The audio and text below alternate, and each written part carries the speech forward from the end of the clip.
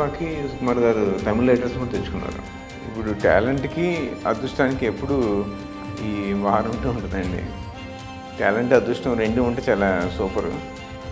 కానీ కొందరు టాలెంట్ ఉన్నా అదృష్టం ఉండకపోవచ్చు. చెమ్మన్ గారు సూపర్ హైలీ టాలెంటెడ్ యాక్టింగ్ పరంగా. కానీ ఇప్పుడు మన తెలుగు ఇండస్ట్రీలో కొన్నిసార్లు గ్లామర్ హీరోయిన్ కావాలంటే ఆమె మ్యాచ్ కాకపోవచ్చు. చూస్తే హాలీవుడ్ మూవీ కూడా కొన్ని 5Dతో తీసిన మూవీస్ ఉన్నాయి.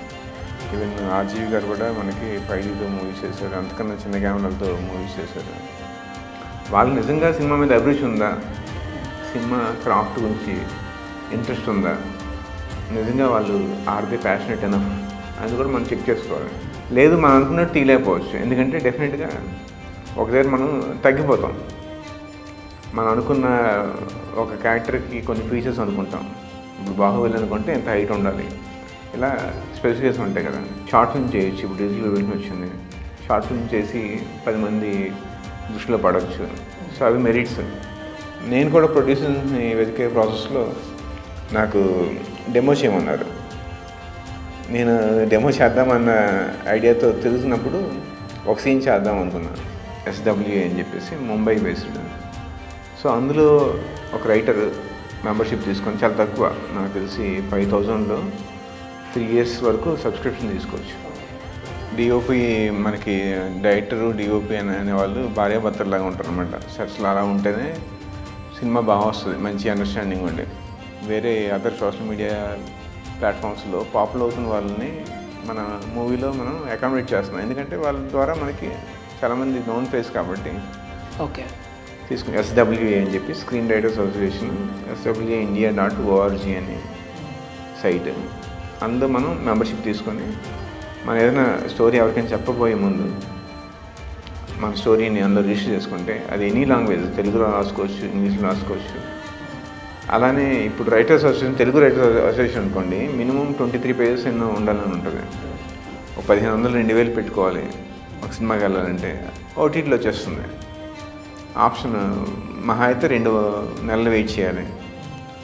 ఇప్పుడు OTT సేక్ ఏమవుతుందంటే ఒక 25-50 థియేటర్స్లో రిలీజ్ చేస్తారు. దానికి ఒక ప్యాకేజ్ ఉంటుంది, దానికి ఒక మీడియేటర్స్ ఉంటారు. సినిమా అయిపోయాక వాళ్ళు OTTకి ఇన్ని థియేటర్లు రిలీజ్ చేస్తారని చెప్పేసి మా అనిపించుకొని OTT త్రూ చేస్తారు.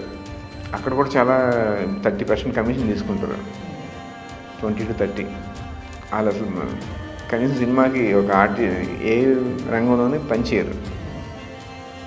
కానీ వాళ్ళకి అప్పనంగా 20-30% థియేటర్ రప్పించగలరా లేదన్నది సెకండ్ అండి. ప్రమోషన్స్లో ఫస్ట్ ఈ సినిమా ఒకటి ఉంది అని చెప్పగలాలి. ఫస్ట్ థింగ్ మనం కరెక్ట్గా జుగాడ్ చేయగలిగితే మంచి టెక్నీషియన్స్, కొత్తగా వస్తున్న బడ్డింగ్ టెక్నీషియన్స్, వాళ్ళని పట్టుకోగలం. కానీ మనకి కాంటాక్ట్స్ ఉండవు, మనకు తెలియదు. హలో వ్యూవర్స్, 3TV స్టూడియోలో ఇవాళ మనతో సినిమాల గురించి, సినిమాల వెనకాల ఉండే కథల గురించి మాట్లాడడానికి తంత్ర మూవీ డైరెక్టర్ శ్రీనివాస్ గారు మనతో చాలా విషయాలు చెప్పడానికి వచ్చారు. సో ఆయన సినిమా తంత్ర రిలీజ్ అయింది, తర్వాత స్ట్రీమింగ్లో కూడా వచ్చింది, చాలామంది చూశారు. ఆయన సినిమా గురించి, ఆ సినిమా కథ గురించి చాలామందితో ఆయన ఆల్రెడీ మాట్లాడేసి ఉన్నారు. అయితే ప్రతి సినిమాకి 2 కథలు ఉంటాయి. ఒకటి సినిమాలో మన తెర మీద కనిపించే కథ, తెర వెనకాల ఉండే కథ.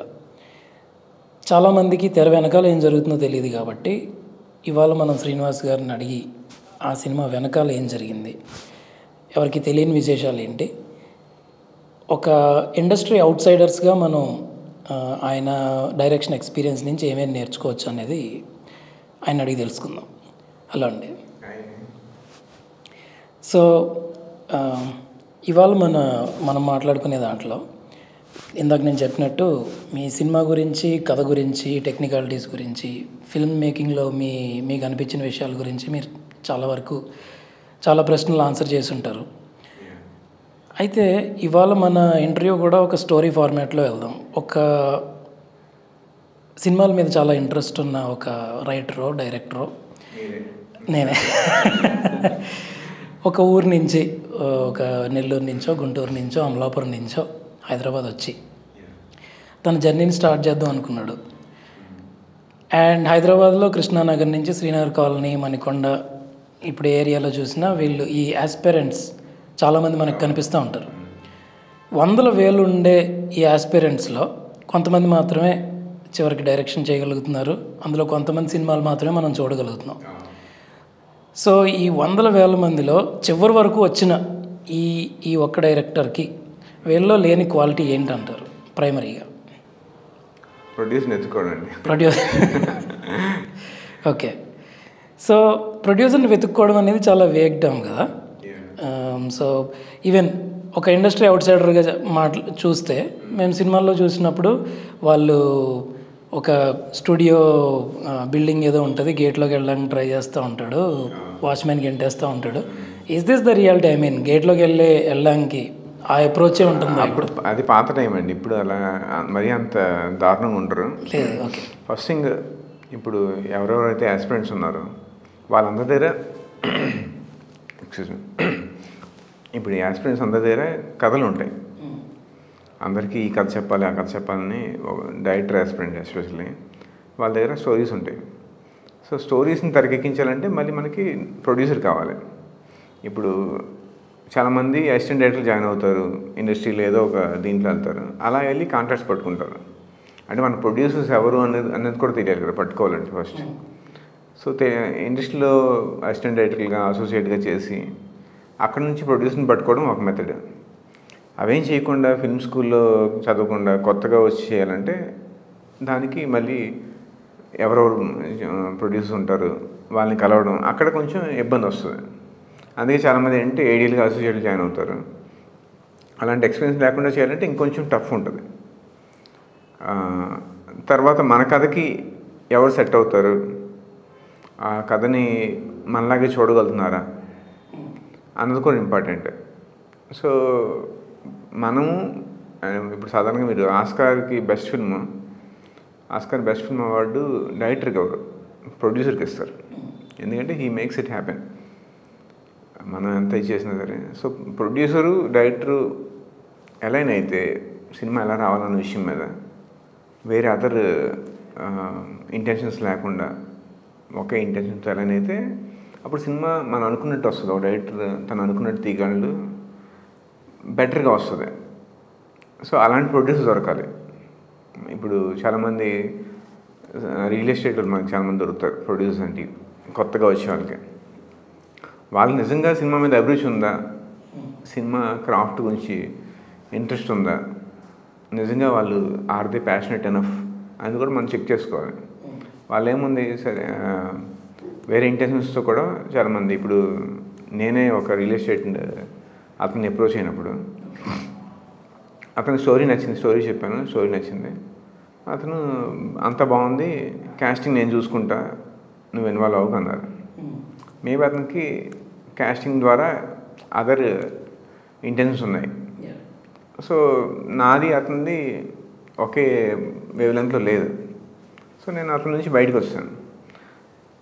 ఇన్కేస్ అతనితో వెళ్ళుంటే మేబీ కొంతవరకు ట్రావెల్ అయ్యి అతను ఆపేయవచ్చు ప్రాజెక్టు. అతను అనుకున్నది అతను సాటిస్ఫై అయిపోయింటే ప్రాజెక్ట్ ఆగిపోవచ్చు. లేదు మనం అనుకున్నట్టు తీయలేకపోవచ్చు. ఎందుకంటే డెఫినెట్గా ఒక దగ్గర మనం తగ్గిపోతాం. మనం అనుకున్న ఒక క్యారెక్టర్కి కొన్ని ఫీచర్స్ అనుకుంటాం. ఇప్పుడు బాహుబలి అనుకుంటే ఎంత హైట్ ఉండాలి, ఇలా స్పెసిఫికేషన్ ఉంటాయి కదా, అది రావు. ఎందుకంటే డైరెక్టర్ అనుకున్నట్టు తీయగలితేనే సినిమా సక్సెస్ అవుతుందా ఫెయిల్ అవుతుందా అనేది పక్కన పెడితే అతను అనుకున్న కథ చెప్పగలగాలి. సో అక్కడ ఇబ్బంది వస్తుంది అన్నమాట. సో కరెక్ట్ ప్రొడ్యూసర్ని పట్టుకోవడం చాలా ఇంపార్టెంట్. ప్రొడ్యూసర్ని పట్టుకోవడం కష్టం, అందులో కరెక్ట్ ప్రొడ్యూసర్ని పట్టుకోవడం ఇంకా కష్టమైన విషయం అన్నమాట. ఇప్పుడున్న ఈ డిజిటల్ రెవల్యూషన్, సోషల్ మీడియా ఎక్స్ప్లోజన్లో ఒక మనిషి ఇంకో మనిషిని ఇంటరాక్ట్ అవ్వడం కొంచెం ఇదివరకు అంటే ఇన్ పర్సన్ వెళ్ళి అందరినీ మీట్ అయ్యి కథలు చెప్పి ఇట్లాంటి పరిస్థితి ఉండేది. ఇప్పుడు సోషల్ మీడియా చాలా యాక్సెస్ ఈజీ చేసింది. At the same time competition కూడా ఎక్కువ చేసింది. సోషల్ మీడియా వచ్చింది కాబట్టి అంటే ఫిల్మ్ ఇండస్ట్రీ పర్సనాలిటీస్ ఎవరున్నా వాళ్ళు ఇన్బాక్స్ ఓపెన్ చేస్తే please give me one opportunity ఇట్లా అంటుంటారు. సో సోషల్ మీడియా అనేది ఈజీగా చేసిందా లేకపోతే ఇంకా దానివల్ల ఇంకా టఫ్ అయిందంటారా ప్రొడ్యూసర్ని పట్టుకోవడం అనే ప్రాసెస్ని? మెరిట్స్ ఉన్నాయి, డిమెరిట్స్ ఉన్నాయండి. ఇప్పుడు మీరు అన్నట్టు ఇన్బాక్స్లో 100,000 ఉంటాయి. సో అందరినీ చూడరు. కానీ సోషల్ మీడియా ద్వారా మనం కొంత పాపులారిటీని తెచ్చుకోవచ్చు. కొన్ని కథలు చెప్పి పాడ్కాస్ట్లు ఇలాంటి ద్వారా మనం కొంత వర్క్ చేసామని చెప్పగలిగితే అదొక రికగ్నిషన్ ఉంటుంది. షార్ట్ ఫిల్మ్ చేయొచ్చు. ఇప్పుడు డిజిటల్ వెంటనే వచ్చింది. షార్ట్ ఫిల్మ్ చేసి 10 మంది దృష్టిలో పడవచ్చు. సో అవి మెరిట్స్.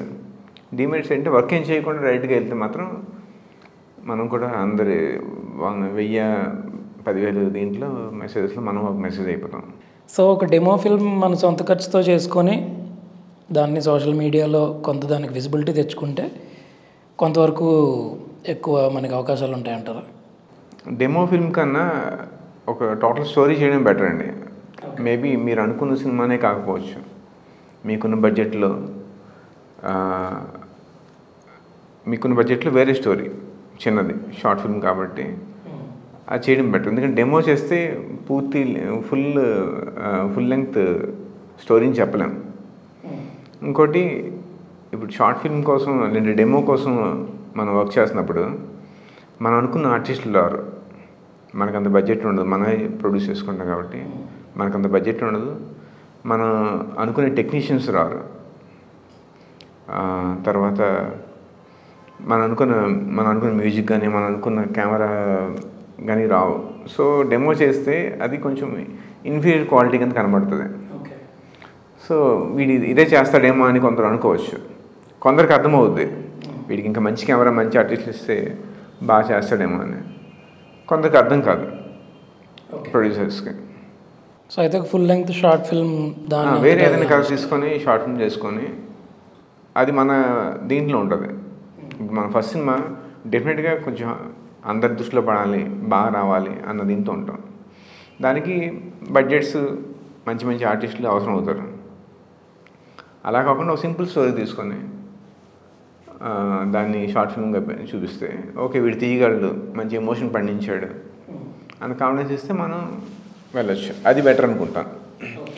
నేను కూడా ప్రొడ్యూసర్ని వెతికే ప్రాసెస్లో నాకు డెమో చేయమన్నారు. నేను డెమో చేద్దామన్న ఐడియాతో తిరుగుతున్నప్పుడు ఒక సీన్ చేద్దాం అనుకున్నాను. తిరుగుతున్నప్పుడు నాకు ఈ డిఫికల్టీస్ వచ్చాయి. నేను అనుకున్నంత బాగా సీన్ చేయలేనేమో అనిపించింది. సో నేను ఆ ఐడియా డ్రాప్ చేశాను. సో అపార్ట్ ఫ్రమ్ ప్రొడ్యూసర్స్, ఒక కొత్త డైరెక్టర్ డెమో ఏదో చేశాడు, లేకపోతే ఒక షార్ట్ ఫిల్మ్ చేశాడు, అతనికి ప్రొడ్యూసర్ అవకాశం ఇచ్చాడు అనుకుందాం. మిగతా టెక్నీషియన్స్ ఇతని ఇన్ఎక్స్పీరియన్స్ని చూసి వెనకడిగేస్తారా? అంటే అతను వీళ్ళైతే బాగుంటుంది, ఈ మ్యూజిక్ డైరెక్టర్ అయితే బాగుంటుంది, ఈ కెమెరామ్యాన్ అయితే బాగుంటుంది అనుకుంటారు. సో వాళ్ళు ప్రాజెక్ట్ సైన్ చేసే ముందు ఇతని ఇన్ఎక్స్పీరియన్స్ ఏమైనా దానికి అడ్డుగా వస్తుందా? డెఫినెట్గా ఉంటుందండి. ఎందుకంటే ఇప్పుడు మనం కొత్తగా relatively new to the industry ఒక బిగినర్ అయితే డైరెక్టర్, సో సీనియర్ టెక్నీషియన్స్తో వెళ్తే ఒక అడ్వాంటేజ్ ఉంటుంది, at the same time disadvantage ఉంటుంది. అలానే కొత్త వాళ్ళతో కూడా మెరిట్ టు డిమెరిట్స్ ఉంటాయి. లైక్ ఇప్పుడు మనం ఒక సీనియర్ టెక్నీషియన్ ఆన్బోర్డ్ చేసుకుందాం అనుకున్నాం. సో అతనికి కథ నచ్చాలి, లేదంటే రెమ్యునరేషన్ అయినా బాగుండాలి, ఏదో ఒకటి చూసి వాళ్ళు ఆన్బోర్డ్ అవుతారు. కొందరికి రెండు బాగుండొచ్చు కొన్ని కేసెస్లో. కానీ వాళ్ళు మనతో ప్రాపర్గా జెల్ అవుతారా, మన ఇన్ఎక్స్పీరియన్స్ని వాళ్ళు చూసి ఇంకా తక్కువ చేయకుండా మనతో ఈజీగా మూవ్ అవుతారు అన్నది ఒక ఆస్పెక్ట్. ఆ ఆస్పెక్ట్ మనం చూసుకోవాలన్నమాట. ఎందుకంటే ఒక డైరెక్టర్కి అందరికన్నా టెక్నీషియన్స్ అందరిలోని డిఓపితో ట్రావెల్ చాలా ఇంపార్టెంట్. సో డిఓపి మనకి డైరెక్టరు డిఓపి అనేవాళ్ళు భార్యాభర్తలాగా ఉంటారు అనమాట. సెట్స్లో అలా ఉంటేనే సినిమా బాగా వస్తుంది, మంచి అండర్స్టాండింగ్ ఉండే. సో డిఓపి సీనియర్ డిఓపి అయితే కొన్నిసార్లు మనం అనుకున్న షాట్ తీయకపోవచ్చు. అది కొన్నిసార్లు అడ్వాంటేజ్ అవుద్ది, ఎందుకంటే అతను ఉన్న ఎక్స్పీరియన్స్ ద్వారా ఈ షాట్ తనకి ఎమోషన్ ఇది రాదని చెప్పొచ్చు. కొన్నిసార్లు డిసడ్వాంటేజ్ అవుద్ది, ఏ చిన్నవాడు వీడు చెప్పేది ఏంటి నేను తీసేది ఏంటి అని వాడు పక్కన పెట్టవచ్చు అనమాట. సో ఎప్పుడైనా సెట్ డైరెక్టర్ హ్యాండిల్లో ఉండాలి, డైరెక్టర్ కంట్రోల్లో ఉండాలి. అది చిన్న డైరెక్టరా పెద్ద డైరెక్టర్ సంబంధం లేదు. సో డైరెక్టర్ హ్యాండిల్లో ఉండకపోవచ్చు కొన్నిసార్లు, డిఓపి కానీ వేరే టెక్నీషియన్స్ డామినేట్ చేసినప్పుడు. సో అది చెక్ చేసుకోవాలి మనం ముందే. ఈవెన్ మ్యూజిక్ డైరెక్టర్ కూడా తీసుకున్నా, పెద్ద మ్యూజిక్ డైరెక్టర్లు మనకి అనుకున్న ఎక్కువ ట్యూన్స్ ఇవ్వకపోవచ్చు. అందరూ అందరూ ఇలా ఉంటారని చెప్పను, కానీ కొందరు అలా ఉండొచ్చు. ఫిల్మ్స్ విషయంలో చాలా ప్రశ్నలకి బడ్జెట్ అనేది ఒకటి చాలా కామన్ ఆన్సర్ లాగా అనిపిస్తూ ఉంటుంది. సో కాసేపు దాన్ని అవుట్ ఆఫ్ కాంటెక్స్ట్ తీసేస్తే, ఐ మీన్ అంటే కథను బట్టి ఉంటుంది బడ్జెట్, సబ్జెక్ట్ బట్టి ఉంటుంది, టెక్నీషియన్స్ని బట్టి ఉంటుంది అనేవి చాలా కామన్లీ యాక్సెప్టెడ్ ఆన్సర్స్. ఇవి కాసేపు పక్కన పెడితే ఇప్పుడు ఇదివరకు కంటే కూడా టెక్నాలజీ చీప్గా అవైలబుల్ అవుతుంది. ఇదివరకు సినిమా కెమెరాలతోనే తీయాలి, ఇప్పుడు డిఎస్ఎల్ఆర్లతో కూడా తీస్తున్నారు. ఇంకా ఆడియో డివైసెస్ అన్నీ కూడా మార్కెట్లో ఇదివరకు ఉన్నంత ప్రైస్ కాకుండా చాలా తక్కువకే అవైలబుల్ అవుతున్నాయి. వాటిని యూజ్ చేసుకొని చాలామంది ఇండీ ఫిల్మ్స్ లాంటివి తీస్తున్నారు. సో ఒక జస్ట్ ఫర్ ఈ క్వశ్చన్స్ సేక్ మినిమం ఎంత బడ్జెట్ ఉంటే ఒక సినిమా తీయచ్చు? లోయెస్ట్ ఆఫ్ లోయెస్ట్ అనుకోండి, అంటే ఐనో సబ్జెక్ట్ బట్టి ఉంటుంది అనుకున్నారు. సో ఒక క్రైమ్ క్యాపర్ లాంటి ఒక సబ్జెక్ట్ అనుకుందాం, which doesn't require big things. So minimum quality ఇంత రావాలంటే కనీసం ఎంత ఉండాలి? ఎందుకంటే తక్కువ ఉంటే మనం చేయలేము, ఏదో యూట్యూబ్లో పెట్టుకోవడానికి చేయొచ్చు కానీ సినిమాకి పని చేయదు అనే దానికి ఏమైనా ఒక కట్ ఆఫ్ బడ్జెట్ అంటూ ఉందా? సో బడ్జెట్ యాక్చువల్గా ఇంపార్టెంట్ అండి. మనం చిన్న బడ్జెట్లో తీయచ్చు, పెద్ద బడ్జెట్లో తీయచ్చు. అయితే బడ్జెట్ ఎక్కడ ప్లే అవుతుందంటే మనం ఎలా అమ్ముకోగలుగుతున్నాం. సో మీరు జస్ట్ మీ సేక్ కోసం తీసుకుందాం అనుకుంటే, ఒక స్టోరీ తీశాను అని చెప్పి మనం చూపించుకుందాం ఎవరికైనా అనుకుందాం అనుకుంటే ఎంత తక్కువ బడ్జెట్లోనే తీసుకోవచ్చు. మేబీ చిన్న బ్లాక్ మ్యాజిక్ లేదంటే ఈవెన్ డిఎస్ఎల్ఆర్తో కూడా కొత్త ఆర్టిస్టులతో పెట్టుకొని రిహార్సల్స్ చేసుకొని చిన్నగా మనం తీసుకోవచ్చు. కానీ అది తీసుకొని మనం థియేటర్ వరకు తీసుకెళ్ళగలమా ఆ ప్రోడక్ట్ని అన్నది క్వశ్చన్. సో మనం సినిమా తీయడం వరకు ఓకే, చిన్న బడ్జెట్తో మూవీ చేస్తాము, కానీ డిస్ట్రిబ్యూటర్స్ దాన్ని స్క్రీన్ చేయడానికి ఇష్టపడతారా, ఇంట్రెస్ట్ చూపిస్తారా, లేదంటే శాటిలైట్ వాళ్ళు కొనడానికి ఇష్టపడతారా, ఓటీటీ ప్లాట్ఫామ్స్ వాటిని తీసుకోవడానికి ఇష్టపడతారా అన్నది అక్కడ మనం మార్కెట్ డిసైడ్ చేస్తుంది. అది మన చేతిలో ఉండదన్నమాట. సో మార్కెట్ ఇప్పుడు ఎలా ఆలోచిస్తుందంటే ఓటీటీస్ కానీ డిస్ట్రిబ్యూటర్స్ కానీ వీళ్ళందరూ ఏం ఆలోచిస్తున్నారంటే ఓటీటీ కూడా ప్రతి ఓటీటీ కొన్ని కెమెరాస్ లిస్ట్ ఆఫ్ కెమెరాస్ని రికమెండ్ చేస్తుంది. సో ఆ కెమెరాస్తో తీసిన ఫుటేజ్నే తీసుకుంటారు ఫస్ట్. దానికన్నా ముందు మనకి నోటెడ్ ఆర్టిస్టులు ఓటీటీకి కావాలి. సో నోటెడ్ ఆర్టిస్టులు ఉన్నారా, తర్వాత ఈ కెమెరా ఉందా, తర్వాత వాళ్ళు కొన్ని జానర్స్ ఉంటాయి, ఆ జానర్స్లో ఫిట్ అవుతుందా సినిమా, ఇలా చాలా ఈక్వేషన్స్, చాలా ప్రియారిటీస్ ఉంటాయి అన్నమాట. సో చిన్న బడ్జెట్తో తీసినా మనం దాన్ని మూవ్ చేసుకోగలమా అన్నది ఆలోచించుకొని మన బడ్జెట్ని డిసైడ్ అయితే బాగుంటుంది. కొంచెం ఒక మినిమం క్వాలిటీ మెయింటైన్ చేస్తూ కొత్త ఆర్టిస్టులతో చేయాలంటే మనకి అరౌండ్ ఒక 50 lakhs వరకు అవ్వచ్చండి. అది మినిమం బడ్జెట్. కానీ ఆ బడ్జెట్తో మనం సినిమాని ముందు తీసుకెళ్ళగా లేదన్నది ఆలోచించుకోవాలి. So as a film maker మీకు ఆ rule does it make sense to you? అంటే ఈ కెమెరాతోనే తీస్తే మేము యాక్సెప్ట్ చేస్తాం అనే దానికి. సో వాళ్ళ రీజన్ ఏంటి బేసిక్గా? అంటే వాళ్ళు నెంబర్ ఆఫ్ ఫిల్మ్స్ని కట్ డౌన్ చేయడానికి ఆ రూల్ పెట్టుకున్నారా, లేదా ఆ ప్లాట్ఫామ్ టెక్నికల్ థింగ్ అది? సో పర్టికులర్గా ఈ కెమెరా అంటూ ఏముండదండి మనం మూవీ చేయడానికి. ఈవెన్ మనం చూస్తే హాలీవుడ్ మూవీ కూడా కొన్ని 5Dతో తీసిన మూవీస్ ఉన్నాయి. ఈవెన్ ఆర్జీవి గారు కూడా మనకి 5Dతో మూవీస్ చేశారు, అంతకన్నా చిన్న కెమెరాలతో మూవీస్ చేశారు. సో కానీ ఈ ఓటీటీ వాళ్ళ ప్రిస్క్రైబ్డ్ కెమెరాస్ లిస్ట్లో మనం ఉందా లేదా చెక్ చేసుకోవాలి. చెక్ చేసుకొని అంటే ఓటీటీకి అమ్ముకుందాం అనుకుంటే at the end of the day ఇది బిజినెస్ కాబట్టి డెఫినెట్గా ఓటీటీ వాళ్ళకి మనం అమ్ముకోవాలనుకున్న కొన్ని మనకి స్క్రీన్స్ ఇప్పుడు 4K స్క్రీన్స్ వస్తున్నాయి. సో 4K స్క్రీన్స్కి మన రెజల్యూషన్ సరిపోతుందా ఇవన్నీ చెక్ చేసుకోవాలన్నమాట.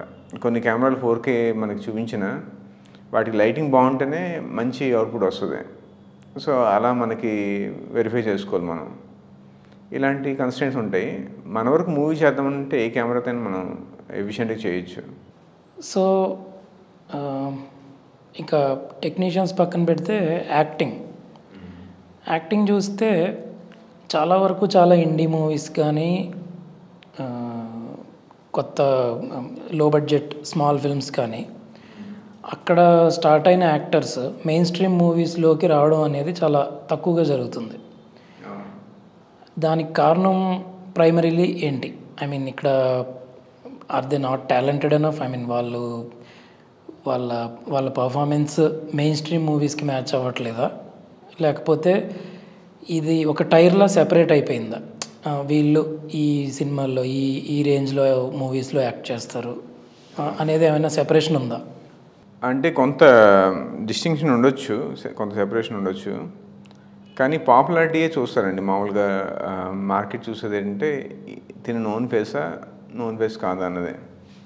సో ఇది మెయిన్ స్ట్రీమా లేదంటే ఆర్ట్ సినిమా ద్వారా పాపులర్ అయిన ఒక క్యారెక్టర్ కమర్షియల్ ప్లాట్ఫామ్లో తీసుకోవచ్చు. మనం చాలా కేసెస్లో దీన్ని చూసాం. అలానే ఈ మధ్యన కొత్తగా మనకి ఇన్స్టాలోని తర్వాత వేరే అదర్ సోషల్ మీడియా ప్లాట్ఫామ్స్లో పాపులర్ అవుతున్న వాళ్ళని మన మూవీలో మనం అకామిడేట్ చేస్తున్నాం. ఎందుకంటే వాళ్ళ ద్వారా మనకి చాలామంది నోన్ ఫేస్ కాబట్టి ఈజీగా, నోన్ ఫేస్ అయితే ఆడియన్స్ చూసి ఆడియన్ అంటే ఈజీగా కనెక్ట్ అవుతాడు. కానీ ఇది బిజినెస్ మార్కెట్ డిసైడ్ చేస్తున్న వాళ్ళు అనుకుంటున్న ఫీలింగ్. కానీ తప్పని మనం మలయాళం మూవీ ప్రూవ్ చేస్తుంది.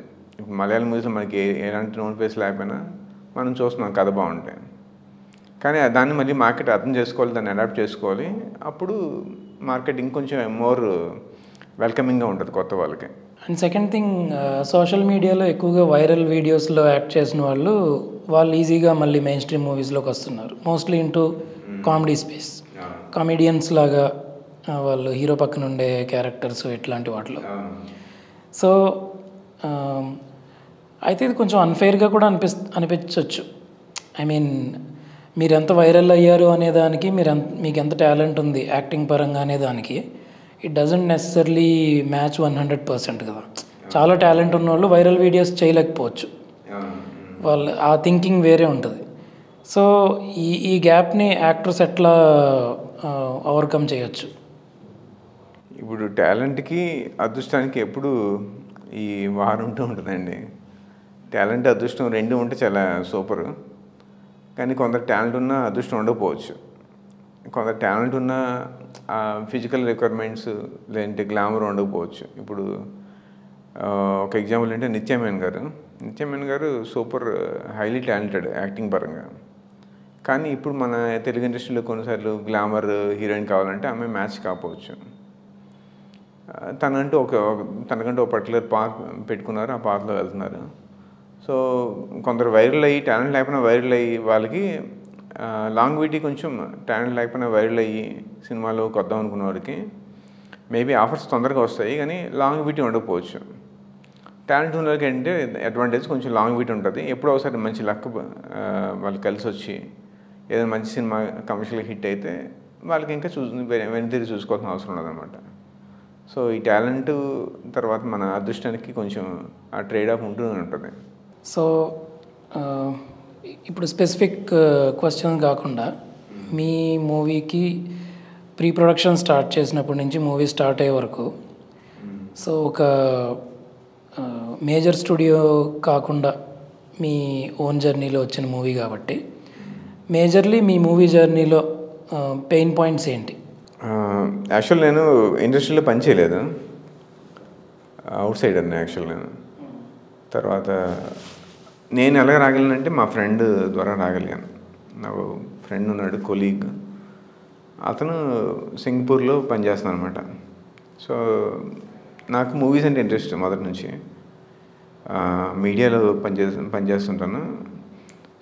మీడియాకి వచ్చిన కొత్తలోనే అసిస్టెంట్గా అవుదామని ట్రై చేశాను. కానీ నా మెయింటెనెన్స్కి ఎంతో కొంత డబ్బులు కావాలి. అప్పుడు అసిస్టెంట్లకి ఇచ్చేవారు కాదు, ఇప్పుడు ఇవ్వట్లేదు. సో పూరి జగన్నాథ్, త్రివిక్రమ్ ఇలా కొందరు డైరెక్టర్స్ దగ్గర అసిస్టెంట్కి డబ్బులు ఇస్తారు. సో అక్కడికి వెళ్దామని ట్రై చేశాను. నాకు మెయింటెనెన్స్ కావాలి, నాతో పాటు అమ్మ ఉన్నారు. సో చూసుకోవాలంటే డబ్బులు కావాలని చెప్పి నేను ట్రై చేశాను, కానీ అవ్వలే. వాళ్ళకి పెద్ద లిస్ట్ ఉన్నాయి. సో ఇంకా నేను మన మూవీస్లోకి వెళ్ళాము, నీట్గా మీడియాలో చూసుకుందాం అని చెప్పేసి అదేవిధంగా ట్రావెల్ అవుతూ ఉన్నాను. ఒక అన్ఇంట్రెస్టింగ్ ఫేజ్ నడుస్తుంది లైఫ్ది. అప్పుడప్పుడు ఏమైనా అనిపిస్తే కథలు రాసుకోవడం, ఏమైనా సీన్స్ రాసుకోవడం, నేను బ్లాగ్ కూడా ఒక 2 సంవత్సరాలు రాసినట్టున్నా. సో ఇలా అవుతుంది. వీడితో మాత్రం షేర్ చేసుకునేవాడిని. నేను ఇటు మీడియా వచ్చాను, వాడు సింగపూర్లో బాగా సెటిల్ అయ్యాడు. బాగా సెటిల్ అయ్యాడంటే పెద్ద పెద్ద ఇదేం కాదు, బంగ్లాలు కార్లు ఏం లేవు, కొంచెం డీసెంట్ అమౌంట్ ఎర్న్ చేస్తున్నాడు. కానీ వాడు ఎప్పుడు నన్ను పుష్ చేస్తుంటాడు, ఎందుకు ట్రై చేయొచ్చు కదా, ఇది చేయొచ్చు కదా అని. అలాగే వాడికి డైరెక్షన్ ఇంట్రెస్ట్ ఏం లేదు. నిర్మాత అయిపోవాలని, లేదంటే సినిమా ఫీల్డ్లో వెలిగిపోవాలని లేదు. ఒక ప్యూర్ హార్ట్ అనమాట. నువ్వు ఇది కథలు చెప్తుంటావు, వాడికి కథలంటే ఇంట్రెస్ట్. సినిమా ఎలా ఉంటే బాగుంటుంది, ఎలా ఉంటుంది డిస్కస్ చేస్తుంటాం. సో ఎప్పుడు పుష్ చేస్తుంటే ఇది పాసిబుల్ కాదు అప్పుడున్న పరిస్థితుల్లో. థియేటర్లోకి వెళ్ళాలి, అప్పుడు ఓన్లీ థియేటరే ఉండేది. సో మనకి కాంటాక్ట్స్ ఉండాలి, మంచి బ్యానర్ ఉండాలి. సో నేను ఎప్పుడు వాయిదా వేసి, నేను కొంచెం ప్రాక్టికల్గా ఉంటాను. వాడు అంటున్నా సరే సరే అని చెప్పి సరదాగా మాట్లాడుకుని పెట్టేసేవాళ్ళం. ఈ మీడియా లైఫ్ కొనసాగుతూ వచ్చింది.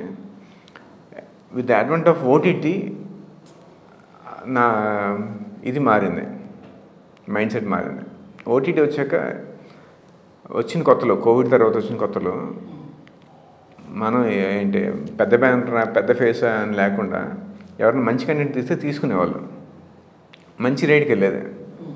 సో సేఫ్ అయ్యేవాడు. ఇప్పుడు నేను మా ఫ్రెండ్ డబ్బులు పెడతానని చెప్పేసి నేను తీసి ఎవరు తీసుకోకుండా పడేస్తే ఉపయోగం లేదు కదా. సో ఓటీటీ వచ్చాక, అలాగే మలయాళం సినిమాలు ఆదరిస్తున్నాక అప్పుడు చేద్దామనిపించింది. దానికి కొంచెం టైం తీసుకున్నా. మేబీ ఆ టైం తీసుకోవడం కూడా తప్పేనేమో.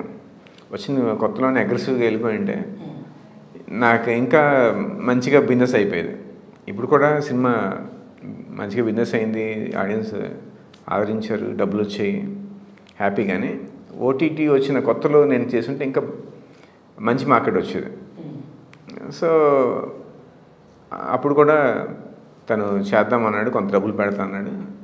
ఆ తక్కువ బడ్జెట్లో ఎలాంటి స్టోరీ రాసుకోవాలని చెప్పేసి అంతకుముందు ఉన్న స్టోరీలన్నీ పక్కన పెట్టి మళ్ళీ ఈ బడ్జెట్ కన్స్ట్రెయిన్స్తో ఫస్ట్ మూవీ ఈజీగా, అంటే ఇప్పుడు హర్రర్ ఎంచుకున్నాను నేను.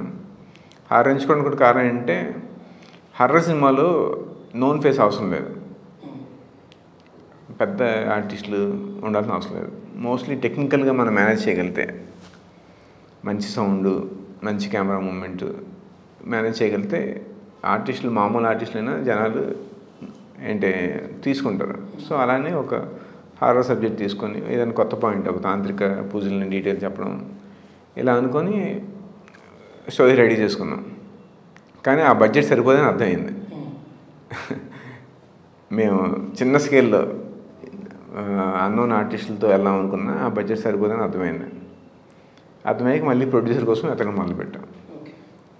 అలా ఒక 52 ప్రొడ్యూసర్స్ కలిసాను. 52. కొందరు యూఎస్ ఎన్ఆర్ఐతో జూమ్ మీటింగ్స్, ఇక్కడ రియల్ ఎస్టేట్ వాళ్ళు అందరూ అన్ని రకాల వాళ్ళని కలిశాను. అయితే కొందరు చేస్తా అన్నా, నేను క్లియర్గా చూస్తుంది ఏంటి, నా సినిమా బయటికి రావాలి.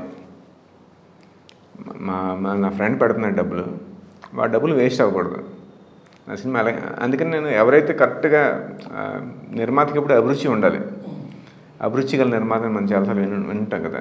నిజంగా సినిమా తీయాలన్న కన్విక్షన్, ఆ స్టోరీని నమ్మడం, డైరెక్టర్తో పాటు ఈక్వల్గా నమ్మగలిగితేనే సినిమా బయటకు వస్తుందండి. చిన్న సినిమాలు ఎస్పెషల్లీ, పెద్ద సినిమాలు డబ్బులు ఉన్న వాళ్ళు అది వేరే కేటగిరీ.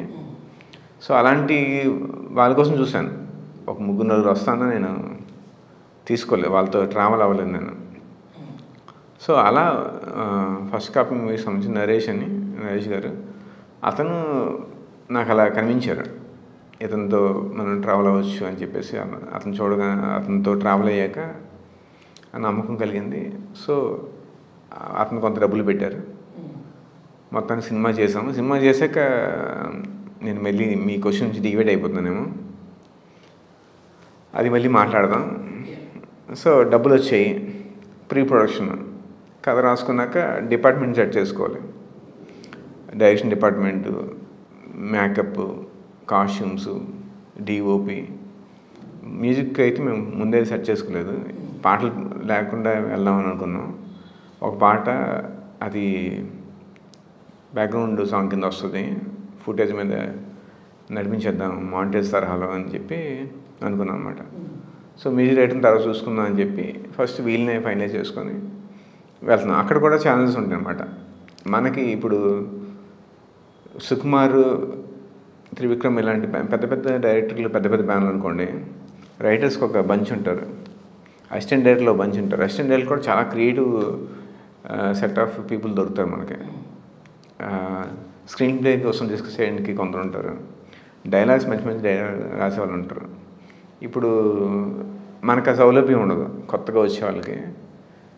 మంచి ఇండస్ట్రీలో ఉన్న వాళ్ళకి ఇంకొంచెం ఏదో ఉన్న వాళ్ళు బెటర్ పర్సన్ తీసుకోవచ్చు. నేను అవుట్ సైడ్ కాబట్టి నాకు అది కూడా కొంచెం టఫ్ అయింది. మంచి టీంని ఫామ్ చేసుకోవడం మనకు తెలియదు కాబట్టి. అలాగే డబ్బులు బట్టే వస్తారు, అది కూడా మనం అంత డబ్బులు కూడా పే చేయలేం కాబట్టి అదొక ఛాలెంజ్. ఆ ఛాలెంజ్ తీసుకొని నేను యాక్చువల్గా అంటే తంత్ర డైలాగ్స్ కూడా నేనే రాశాను. డైలాగ్స్ కోసం యాక్చువల్గా నేను చూశాను ఇంకెవరైనా రాస్తారేమో అన్నీ ఒకే టోన్లో నాకు అనిపిస్తుంది అనమాట.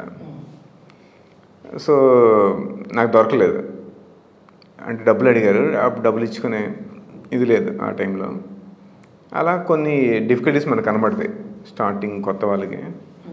తర్వాత కాస్ట్యూమ్స్ దగ్గర, మేకప్ దగ్గర, ఇవన్నీ దగ్గర మనం అనుకున్నంత ప్యాషనేట్ పీపుల్ని ఇంకాపరేట్ చేసుకోలేకపోవచ్చు, మనం ఆన్బోర్డ్ చేసుకోలేకపోవచ్చు. అలాంటి డిఫికల్టీస్ ఉంటాయి. సో స్క్రీన్ ప్లే దగ్గర కూడా ఫస్ట్ హాఫ్లో నాకు కొంచెం జర్క్ వస్తుందేమో అనిపించింది. దాన్ని ఎవరితో డిస్కస్ చేయాలి, ఎవరు అంత క్యాపబుల్గా ఉంటారు. ఇప్పుడు మనం మాట్లాడితే మనకన్నా కొంచెం స్క్రీన్ ప్లే మీద అవగాహన ఉన్న వాళ్ళు ఇంకా బెటర్గా చూడగలుగుతారు దాన్ని. సో అలాంటి టీం మనకి ఫామ్ చేసుకోగలగాలి ప్రీ ప్రొడక్షన్ టైంలో. తర్వాత ఆర్టిస్టులని సెలెక్ట్ చేయడం, అక్కడ కూడా మళ్ళీ మనకి మనీ మ్యాటర్ అవుద్ది. మనకున్న బడ్జెట్లో ఈ ఆర్టిస్టులను పెట్టుకొని మనం మూవ్ అవ్వగలమా లేదా ఇవి చెక్ చేసుకోవాలి. వాళ్ళు మనం అనుకున్న పెర్ఫార్మెన్స్ మన దీనికి సెట్ అవుతారో చూసుకోవాలి. ఆర్టిస్టుల వరకు ఫైనలైజ్ అయిపోయాక లొకేషన్ స్కౌటింగ్ డిఓపితో చేసుకుంటాం. ఆ తర్వాత 1 డే మనం ప్రొడక్షన్స్కి మూవ్ అయిపోవచ్చు. మీ ఆన్సర్లో స్క్రిప్ట్ ఫస్ట్ హాఫ్లో జర్క్ వచ్చింది అనుకున్నాను, అప్పుడు దాన్ని ఎవరితో డిస్కస్ చేయాలి అనే దానికి. తెలుగు సినిమా స్పేస్లో స్క్రిప్ట్ డాక్టర్స్ అనేవాళ్ళు ఉన్నారా? స్క్రిప్ట్ చూసి ఇక్కడ ఇది తగ్గింది, అది తగ్గింది, లేకపోతే ఇలా చేయాలి, అలా చేయాలి, థర్డ్ యాక్ట్లో ఇలా అని చాలామంది రైటర్స్ని పిలిపించి అడుగుతూ ఉంటారు ప్రొడక్షన్ హౌస్లో. అది చాలామంది ఇండిపెండెంట్గా వచ్చి హెల్ప్ చేస్తూ ఉంటారు. సో అలా అవైలబుల్ ఉన్న టాలెంట్ ఎలా ఉంది? బాగానే ఉందా, లేకపోతే అక్కడ ఏమన్నా కొరత ఉందా? కొరత ఉందండి. రైటర్స్కి అయితే ఇండస్ట్రీలో చాలా కొరత ఉంది, మంచి రైటర్స్కి. నేను ఇప్పుడు వరకు చూస్తున్న దాంట్లో ఓకే, నాకు తెలిసి పుష్పకి సుకుమార్ గారు తమిళ రైటర్స్ కూడా తెచ్చుకున్నారు. పుష్ప 2కో పుష్పకో తెలియదు. సో రైటర్స్కి అయితే కొరత ఉంది. కానీ చాలామంది ఉన్నారు కానీ క్వాలిటీ ఉండట్లేదు అంటారు అయితే. అవునంతే. అంటే సినిమా క్రాఫ్ట్స్ అన్నిటిలో జనాలు రైటింగ్ ఈజీ అనుకుంటారు, ఎందుకంటే దానికి ఏం నేర్చుకోవాల్సిన లేదు, రాయడమే కదా, మాట్లాడడమే కదా, నేను కూడా మాట్లాడతాను అనేది ఒక ఒపీనియన్ ఉంటుంది. అవును. సో ఇంకొక విషయం అండి, రైటర్స్ కొరత ఉంది. Writers are most under paid అండి ఇండస్ట్రీలో. అసలు కథ వల్లనే సినిమా తయారవుద్ది. కథ రాసేవాడికి అసలు చాలా తక్కువ ఇస్తారు డబ్బులు, కథ రాసేవాడికి ఇంటికి. ఇంకా డైలాగ్ రైటర్ ఇంకా బెటర్, డైలాగ్ రైటర్ కొంచెం బాగానే పే చేస్తారు.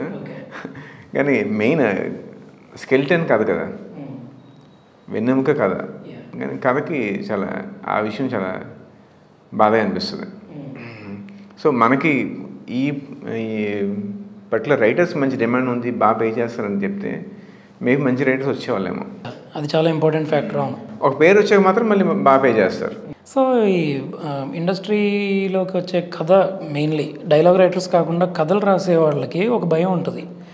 కథ చెప్పిన తర్వాత వాళ్ళు వినేసి దాన్ని పేర్లు మార్చేసుకుని వాళ్ళు తీసేసి ప్లేగరైజ్ చేస్తారేమో అని. అలా జరిగినట్టు కూడా చాలా కేసులు నడిచినాయి. సో ఈ విషయంలో వాస్తవం ఎంత, జాగ్రత్తలు ఎలా తీసుకోవచ్చు? ఇదైతే జరుగుతుందండి, కామన్.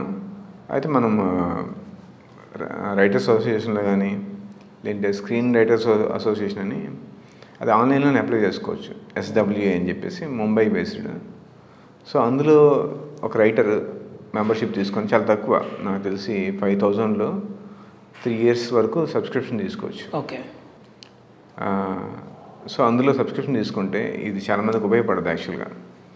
తీసుకుని SWA అని చెప్పి స్క్రీన్ రైటర్స్ అసోసియేషన్, SWAindia.org అనే సైట్, అందులో మనం మెంబర్షిప్ తీసుకొని మనం ఏదైనా స్టోరీ ఎవరికైనా చెప్పబోయే ముందు మన స్టోరీని అందులో రిజిస్టర్ చేసుకుంటే అది ఎనీ లాంగ్వేజ్, తెలుగులో రాసుకోవచ్చు, ఇంగ్లీష్లో రాసుకోవచ్చు. అలానే ఇప్పుడు writers association, Telugu writers association అనుకోండి, మినిమం 23 pages ఎన్నో ఉండాలని ఉంటుంది. రైట్. SWలో అయితే అది ఆ మాత్రం అది కూడా ఉండదు. మీరు 1 page 2 pages అయినా తీసుకొని రిజిస్టర్ చేసుకోవచ్చు. రిజిస్టర్ చేసుకోవడం కూడా చాలా నామినల్ డబ్బులే తీసుకుంటుంది. ఒక పేజీకి 10 రూపాయలు, మినిమం 40 ఉంటుంది. ఒక పేజీకి 10 రూపాయలు. అలాగే మనకి ఒక 10 pages అనుకోండి, 100 రూపాయలు అయిపోతుంది. మంది 100-140లో అయిపోతుంది. సో అలా చేసుకొని మనం వెళ్ళొచ్చు. కాబట్టి దీంట్లో కూడా ఇష్యూ ఏంటంటే ఒక 5 scenes ఏవో మ్యాచ్ అవ్వాలి. మనం స్క్రీన్ పే రాస్తాం కదా, సేమ్ స్టోరీ తీసుకొని సీన్స్ మ్యాచ్ కాకుండా కూడా చేసుకోవచ్చు. అంటే దీనికి ఒక డొంక తిరిగిడు వే కూడా ఉందన్నమాట. సో ఇలా ఇక్కడ రిజిస్టర్ చేసుకోవడం వల్ల సేవ్ అయిన రైటర్స్ ఎవరైనా ఉన్నారా? ఏదైనా సక్సెస్ఫుల్గా లీగల్గా వాళ్ళు ఉన్నారండి, క్లెయిమ్ చేసుకోగలిగారు? నైస్. అవన్నీ మనకి తెలియవు, అవి చెప్పుకోరు కదా. అవి అగ్రిమెంట్లు బిహైండ్ ది సీన్స్ జరుగుతాయి. సినిమా తీస్తారు కదా, వాడి అతను తెలివిగా రిజిస్టర్ చేసుకున్నాడు, కేసు వేసాడు.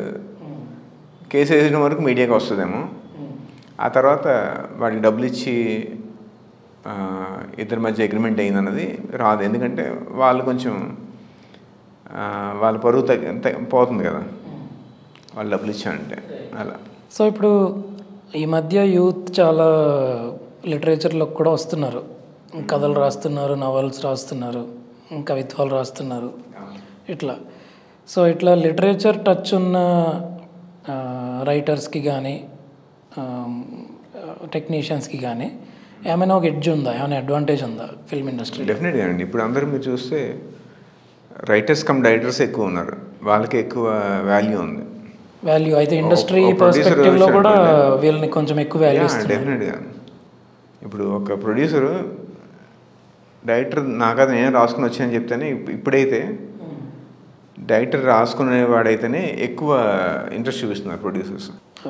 ఓటీటీ అనేది మన సినిమా ఇండస్ట్రీని ఎట్లా చేంజ్ చేసింది అనేది మీరు ఇందాక మాట్లాడారు. అవి ఆడియన్స్లో తీసుకొచ్చిన మార్పు ఏమనుకుంటున్నారు మీరు?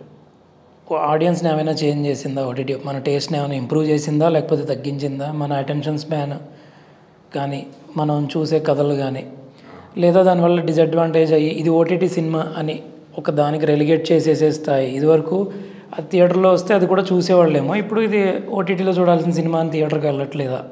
అడ్వాంటేజ్ డిసడ్వాంటేజ్ పరంగా అది చాలా హ్యూజ్ మార్పు వచ్చేసింది. ఇప్పుడు థియేటర్స్కి ఎందుకు రావట్లేదు జనాలు? ఓటీటీ వల్లనే. ఇంకొకటి ఏంటంటే టూ గ్రీడీ అయిపోవడం. మన ప్రొడ్యూసర్స్ కానీ పెద్ద సినిమా వాళ్ళు రేట్లు పెంచేయడం, థియేటర్లో పాప్కార్న్ రేట్లు ఎక్కువ అవడం, వీటి వల్ల ఒకప్పుడు సినిమా అంటే సరదా వ్యవహారంగా ఉండేది, సినిమాకి వెళ్ళడం అనేది.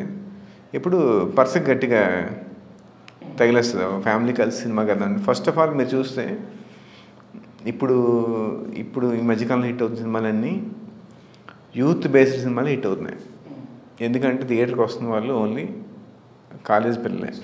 ఎందుకు ఫ్యామిలీస్ ఎందుకు రావట్లేదు, ఫ్యామిలీస్ ఎందుకు థియేటర్ దూరం అయిపోయారంటే ఇదే కారణం. టికెట్ రేట్స్ పెంచేయడం, తర్వాత ఈ పాప్కార్న్ వీటిని పెంచేయడం, అలాగే ఫస్ట్ వీక్లో రేట్లు పెంచేసుకోవడం, ఇవన్నీ వలన సరే ఎందుకంత ఒక 1,500-2,000 పెట్టుకోవాలి ఒక సినిమాకి వెళ్ళాలంటే, ఓటీటీలో వచ్చేస్తుంది ఆప్షన్. మహా అయితే 2 నెలలు వెయిట్ చేయాలి. సో ఆ తరహా మైండ్ సెట్కి ట్యూన్ అయిపోయారు. ఇంకోటి ఓటీటీ చాలా కేటగిరీస్ని ఆఫర్ చేస్తుంది, డిఫరెంట్ టేస్ట్. ఇప్పుడు కొందరికి క్రైమ్ థ్రిల్లర్స్ ఇష్టము, కొందరికి రియలిస్టిక్ మూవీ ఇష్టము. సో అవన్నీ క్యాటర్ చేస్తుంది ఓటీటీ. మన కమర్షియల్ సినిమా మేబీ వీటిని అన్ని అంశాలని టచ్ చేయదు. సో యాజ్ ఎ ఫిల్మ్ మేకర్గా మీకు ఇప్పుడు ఒక ఒక సినిమా థియేటర్కి రావాలంటే అందులో బిగ్ టికెట్ ఎలిమెంట్స్, ఫైట్స్ కానీ పెద్ద స్టార్స్ కానీ ఇట్లాంటివే థియేటర్కి వచ్చి ఆడుతున్నాయి, మిగతావి ఓటీటీకే టార్గెట్ అవుతున్నాయి ఎండ్ ఆఫ్ ది డే అనేది ఒక క్లియర్ డిస్టింక్షన్ తీసుకొచ్చినప్పుడు దీనివల్ల ఒక ఫ్రీడమ్ కూడా ఉంటుంది. లో బడ్జెట్ ఫిల్మ్స్ చేసేవాళ్ళకి ఇది ఆడియన్స్ని థియేటర్కి రప్పించాలనే ప్రెషర్ని తీసేసి కథ చెప్తే సరిపోతుంది అనే ఒక ఫ్రీడమ్ని అయితే అది ఇస్తుంది. ఇప్పుడు ఇవ్వట్లేదు. ఓకే, ఒకప్పుడు ఓటీటీస్ డైరెక్ట్గా తీసుకునేవి, రిలీజ్ కాకపోయినా మూవీ థియేటర్ రిలీజ్ కాకపోయినా మూవీస్ని తీసుకునేవి డబ్బులు ఇచ్చి, మంచి డబ్బులు కూడా బాగుండేది. ఇప్పుడు ఏమైందంటే థియేటర్ రిలీజ్ అయ్యాకనే తీసుకుంటాం అని చెప్పి కండిషన్స్ పెడుతున్నాయి. సో కంటెంట్ కూడా ఏంటంటే ఓటీటీ కంటెంట్ చూసే యాటిట్యూడ్ వేరే ఉంటుంది, థియేటర్కి వెళ్ళి చూసే కంటెంట్ వేరే ఉంటుంది. ఇప్పుడు మలయాళం మూవీస్ మనం ఓటీటీలో కొంచెం లైట్ బ్యాక్ దీంతో చూసుకుంటాం, హాయిగా డీటెయిల్స్తోని, కొంచెం ల్యాగ్ ఉన్నా సరే దాన్ని ఎంజాయ్ చేస్తాం ఆ ల్యాగ్ని కూడా. అదే థియేటర్కి వస్తే ఆ ల్యాగ్ని ఎంజాయ్ చేయలేం, ఎందుకంటే మనం చాలా డబ్బులు పెట్టి ఉంటాం. ట్రాఫిక్, ఆటోకి పే చేయడమో, క్యాబ్కి పే చేయడమో, తర్వాత అక్కడ శ్రమపడి దానికోసం ప్రిపేర్ అయ్యి వెళ్ళి థియేటర్లో కూర్చుంటాం. సో మనకి కిక్ ఇవ్వాలి థియేటర్కి వెళ్ళాక. సో ఒక డైరెక్టర్ ఓటీటీ సరిపడే మూవీ చేసిన ఓటీటీ వాళ్ళు తీసుకోవట్లేదు కాబట్టి థియేటర్లో కంపల్సరీగా రిలీజ్ చేయాల్సి వస్తుంది. సో వాటిని థియేటర్లో వాటికి ఆదరణ ఉండకపోవచ్చు. సో రెండు రకాలుగా దెబ్బలు తింటాడు. థియేటర్లో బాగాడని చెప్పి మళ్ళీ ఇక్కడ రేట్ తగ్గిస్తారు ఓటీటీకి. సో అయితే ఒక ఫిల్మ్ అంటే ఇప్పుడు రోజుకి 10 సినిమాలు వచ్చినట్టు వస్తున్నాయి, విపరీతంగా తీస్తున్నారు. అవి రిలీజ్ అవుతున్నాయా లేదా అనేది పక్కన పెడితే మొదలవుతున్న సినిమాలు, రన్ అవుతున్న సినిమాలు, the number has increased on a very big scale. So ఇన్ని సినిమాల్లో ఒక కొత్త సినిమా, ఒక కొత్త ఆర్టిస్టులతో చేసిన సినిమా, ఒక మామూలు చాలా కామన్ ఆడియన్స్కి మెట్రో రైల్వే స్టేషన్ దగ్గర పక్కన కూర్చొని ఫోన్ చూసుకుంటూ ఇన్స్టా రీల్స్ చూసుకుంటున్న అతనికి ఈ సినిమా ఒకటి వచ్చింది నోటీస్ అవ్వాలి అంటే కనుక చాలామంది నమ్ముతుంది ఏంటంటే దానికి ఎంతో కొంత షాక్ ఫ్యాక్టర్ ఉంటే నోటీస్ చేయొచ్చు అనేది. ఇది సినిమాలో ఎలా రిఫ్లెక్ట్ అవుతుందంటే కంటెంట్ బోల్డ్గా ఉండడం కానీ, హార్ష్ లాంగ్వేజ్ కానీ యూజ్ చేయడం, ఎక్కువ వైలెన్స్ చూపించడం, ఇదంతా ఒక డెస్పరేట్ అటెంప్ట్ వాళ్ళ అటెన్షన్ గ్రాప్ చేయడానికి అన్నట్టు. సో వచ్చే సినిమాల్లో మళ్ళీ ఇవి చాలా కనిపిస్తున్నాయి. అందరూ ఒకటే నమ్ముతున్నారు, షాక్ ఫ్యాక్టర్ ఉండాలి, సంథింగ్ ఏదో బోల్డ్గా చేసి వెళ్ళాలని. అన్నీ అవే వస్తున్నాయి, అయినా అవి నోటీస్ అవ్వట్లేదు. సో దీని మీద మీ ఒపీనియన్ ఏంటి? అది మీరు చెప్పింది కరెక్టే అండి. ఐ గ్రాబింగ్ ఉండాలి. కొత్త సినిమా, కొత్త డైరెక్టర్, కొత్త ఆర్టిస్టులు, చిన్న బడ్జెట్ అంటే ఐస్ గ్రాబ్ చేయాలని డెఫినెట్గా ఉంటుంది. ఇప్పుడు నాకు బాలచంద్ర గారు అంటే ఇష్టం, ఆ తరహా మూవీస్ చేద్దాం అనుకుంటాను. కానీ నేను హారర్కి వెళ్ళాను ఫస్ట్ మూవీ, ఎందుకంటే కనపడాలి, ఇంట్రెస్టింగ్ విజువల్స్, ఏదో ఒక ఇంట్రెస్టింగ్ ఎలిమెంట్ ఉండాలి. ఇప్పుడు నేను బాలచంద్ర గారు లాంటి సినిమా కొత్త ఆర్టిస్టులు చేస్తే ఎవరు చూడడు. సో డెఫినెట్గా నేను ఏదైనా ఐ గ్రాబింగ్, ఇంట్రెస్టింగ్గా, లేదంటే బోల్డ్గా ఇంకేదైనా చేయాలి. ఇప్పుడు అలాంటి పరిస్థితి ఉంది. ఆ తర్వాత ఇంకొకటి ఏంటంటే, ఇది చాలా ఇంపార్టెంట్, మనం సినిమా చేసేసాం. సినిమా చేశాక ఇప్పుడు దాన్ని థియేటర్ తీసుకురావడం చాలా కష్టం. అంటే ఆడియన్స్కి ఈ సినిమా ఒకటి ఉందని చెప్పి థియేటర్ రప్పించగలిగి థియేటర్లో కూడా సక్సెస్ అవ్వాలనుకుంటే, ఇప్పుడు ఓటీటీ సేక్ ఏమవుతుందంటే ఒక 25-50 థియేటర్లో రీచ్ చేస్తారు, దానికి ఒక ప్యాకేజ్ ఉంటుంది, దానికి ఒక మీడియేటర్స్ ఉంటారు. సినిమా అయిపోయాక వాళ్ళు ఓటీటీకి ఇన్ని థియేటర్లో రీచ్ చేస్తారని చెప్పేసి మామ అనిపించుకొని ఓటీటీ త్రూ చేస్తారు. అక్కడ కూడా చాలా 30% కమిషన్ తీసుకుంటారు, 20-30. వాళ్ళు అసలు కనీసం సినిమాకి ఒక ఏ రంగంలోనే పనిచేయరు. కానీ వాళ్ళకి అప్పనంగా 20-30% నిర్మాత ఇవ్వాలి. అదే ఒక చిన్న నిర్మాత ఇవ్వడం అంటే చాలా, ఇప్పుడు సినిమా బడ్జెట్ 2 కోట్లు అనుకోండి, 60 లక్షలు మనకి సినిమా ఓటీటీ నుంచి 2 కోట్లు వస్తుంది అనుకోండి, 2 కోట్లు వస్తుంది. అందులో 30-60 లక్షలు వాడికి ఫ్రీగా తీసుకుంటాడు, ఓన్లీ ఆడికి కాంట్రాక్ట్స్ ఉన్నాయి. ఇప్పుడు ఈ రిలీజ్ కూడా మనం డబ్బులు పే చేస్తాం, 25 థియేటర్లు, 50 థియేటర్లు రిలీజ్ కూడా. సో సినిమా తీయడం ఒక ఎత్తు, అది చాలా చిన్న స్టెప్ నాకు చెప్పాలంటే. చాలామంది సినిమా తీసేద్దాం అనుకుంటారు, సినిమా తీయడం వరకు బడ్జెట్ పెట్టుకుంటారు. అది అస్సలు ప్రాక్టికల్ కాదండి. సినిమా తీసాక దాన్ని ప్రమోట్ చేయాలి. మీ థియేటర్లో హిట్ అవ్వాలంటే ప్రమోట్ చేయాలి. ప్రమోషన్స్కి ఇప్పుడు చాలా హ్యూజ్ బడ్జెట్ అవసరం అవుతుంది. మినిమం 1 crore నుంచి 1.5 crore వరకు ప్రమోషన్స్కి మనం బడ్జెట్ అందరికీ తెలియాలి ఈ సినిమా అని. అట్ ద సేమ్ టైం మీరు 1 crore పెట్టినా ఒక నోన్ ఫేస్ కూడా లేకపోతే ఆ ప్రమోషన్ మళ్ళీ రీచ్ ఉండదు. సో నోన్ ఫేస్ కూడా ఒకటి పెట్టుకోవాలి. అవి పెట్టుకుంటేనే మనకి థియేటర్కి వెళ్ళడము, అక్కడ హిట్ అవ్వడం వరకు. సో అయితే కొంతవరకు ఓటీటీ రూల్స్కి మీ కంటెంట్ బాగుంటే అది హిట్ అవుద్ది. అది ఇంకా దేవుడిదే, అది మన చేతిలో లేదు. అయితే కొంతవరకు ఓటీటీ రూల్స్ జస్టిఫై అవుతున్నట్టే. నోన్ ఫేస్ ఉండాలి, ప్యాడింగ్ ఆర్టిస్ట్ ఉండాలి, ఇట్లాంటివి. అప్పుడు ఓటీటీ కూడా డబ్బులు వస్తాయి. ఓటీటీ నుంచి కూడా మనకు మంచి డబ్బులు వస్తాయి. సో మీ మూవీ తీసుకుంటే తంత్ర, మీ మూవీ థియేటర్స్లో రిలీజ్ చేశారు. సో దానికి వచ్చిన ఆడియన్స్ మీరు చేసిన పబ్లిసిటీ అంతా డిజిటల్ మీడియాలోనో ఎక్కడో చూసి ఈ సినిమా ఇంట్రెస్టింగ్గా ఉంది అనుకొని వచ్చిన ఆడియన్సా, లేదా మీరు కొన్ని థియేటర్స్ మాట్లాడుకుని ఉన్నారు కాబట్టి, థియేటర్స్లో ఆడుతుంది కాబట్టి అవైలబుల్ ఆప్షన్స్లో వాళ్ళకి అది ఉంది కాబట్టి ఒక ఛాన్స్ ఇద్దామని వచ్చారా ఈ వాళ్ళు? మేము ఈ ప్యాకేజ్లో వెళ్ళలేదండి. డిస్ట్రిబ్యూషన్ కూడా మేమే చేసుకున్నాం. పెద్దవాళ్ళతో టై అవ్వలేదు. ఎందుకంటే పెద్ద బ్యానర్స్ 1 కోటి నుంచి 1.5 కోటి వరకు అడిగాయి ప్రమోషన్స్ చేస్తేనే మేము డిస్ట్రిబ్యూట్ చేస్తామని చెప్పి. అంత బడ్జెట్స్ మా దగ్గర లేవు. సో మాకున్న బడ్జెట్లో కొంచెం క్రియేటివ్గా ఆలోచించి ఇప్పుడు అంతా డిజిటల్ ప్రమోషన్సే ఉన్నాయి. రీల్స్ చేయడం కానీ, తర్వాత గూగుల్ యాడ్స్. సో మాకున్న బడ్జెట్లో అది కూడా ఒక జుగాడ్ చేయాలన్నమాట. అక్కడ కూడా తక్కువ బడ్జెట్లో మంచి రీచ్కి వెళ్ళాలంటే అలా కొన్ని జుగాడ్స్ చేసాము. మాది ట్రైలర్ అంటే మంచి రెస్పాన్స్ వచ్చింది. అరౌండ్ 3 million వ్యూస్ వచ్చాయి ట్రైలర్కి. అదొక అడ్వాంటేజ్ అయ్యింది. ఆ ట్రైలర్ కూడా ఎస్పెషల్లీ అందరినీ ఆకట్టుకోవాలని చెప్పి కట్ చేసింది. దానికోసం 2 months కష్టపడ్డాం ట్రైలర్ కట్ చేయడానికి. 1.5 months వరకు కష్టపడ్డాం.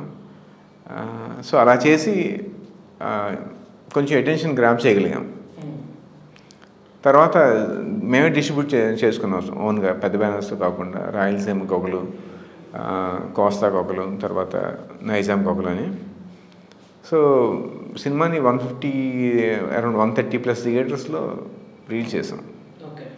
కాకపోతే పెద్ద బ్యానర్ రాలేదు కాబట్టి మనకు మంచి సెంటర్ దొరకలేదు, మంచి థియేటర్స్ దొరకలేదు. ఇన్స్పైట్ ఆఫ్ దిస్ మాకు హౌస్ఫుల్స్ పడ్డాయి. 3 weeks సినిమా నడిచింది. ఓటీటీ 3 weeks తర్వాత వేసుకున్నారు ఆహాలో. ఓటీటీ ముందు వరకు సినిమా నడిచింది. ఓటీటీ తర్వాత కూడా కొన్ని రూరల్ థియేటర్స్ ఉంటాయి అన్నమాట. వాళ్ళు రెంటల్ బేస్ చేస్తారు. అంటే ఈ వారంకి నాకు నేనే క్యూబ్ యూఎఫ్ఓ పెట్టుకుంటాను, నీకు 5,000 ఇస్తాను అని చెప్పి అలా కొన్ని థియేటర్స్ ఉంటాయి. అలా ఓటీటీలు వచ్చాక కూడా 3rd week తర్వాత కూడా 1 week నడిచింది. కాబట్టి తక్కువ థియేటర్స్, 5 theatres 6 theatresలో 4th week కూడా నడిచింది. ఒక చిన్న సినిమాకి ఇది చాలా పెద్ద success. Rural places especially interesting. అక్కడ థియేటర్లో సినిమా ఆడుతుంది కాబట్టి జనాలు ఆ పోస్టర్లు అవి చూసారో, లేకపోతే థియేటర్లో ఆడుతుందని ఉన్నారు. They came and they watched it. అలా ఆడే అవకాశం కూడా దొరక్క చాలా సినిమాలు పొటెన్షియల్ ఉన్నా కూడా